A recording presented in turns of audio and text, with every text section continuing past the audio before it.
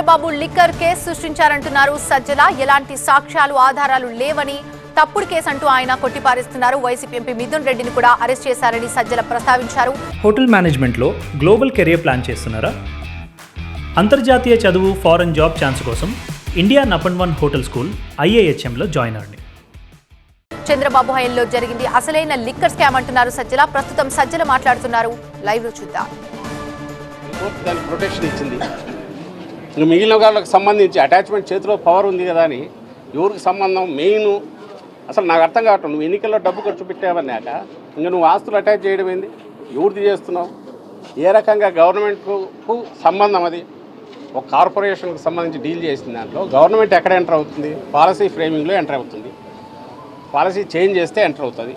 ఇక్కడ జరిగిన major policy change మా stated policy, YSR Congress party విధానానికి అనుగుణంగా చేసిన పాలసీ. అది ఊరికి రాగానే క్యాజువల్గా చేసింది కాదు. దానికి పొలిటికల్ జనం నుంచి కూడా యాక్సెప్టెన్స్ ఉంది. నువ్వు దాన్ని తీసుకొని మోకాలకు బట్టతలకు మూడు చేసి ఇంకో దానికి ఏదో లింక్ చేస్తే ఎట్లా? మిగిలిన దానికి గవర్నమెంట్కి ఏం సంబంధం? ఒకవేళ ఎక్కడైనా ఏదైనా జరిగితే గవర్నమెంట్కి ఏం సంబంధం ఉంది? నువ్వు ఏ రకంగా ప్రూవ్ చేస్తావు అక్కడ? తాడేపల్లి ప్యాలెస్ వద్దకు చేరుకున్నాయి, అక్కడ దొరకలేదు అని చెప్పేసి అంటే డిబేట్లు వస్తున్నాయి. మళ్ళీ అదే అడుగుతున్నారు మీరు. కథ రాయడానికి తాడేపల్లి ప్యాలెస్ అనొచ్చు, ఇంకోటి వాళ్ళకు ఏదైనా రాయొచ్చు.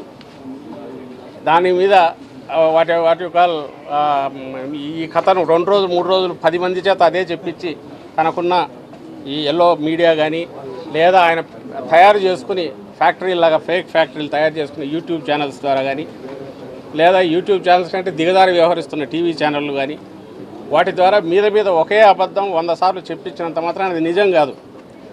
ఎన్ని నెలలు? నువ్వు 5 నెలలు అన్నారు. వాళ్ళే రాసుకున్న దాంట్లో సిట్టు పెట్టి 5 నెలలు అంటున్నారు.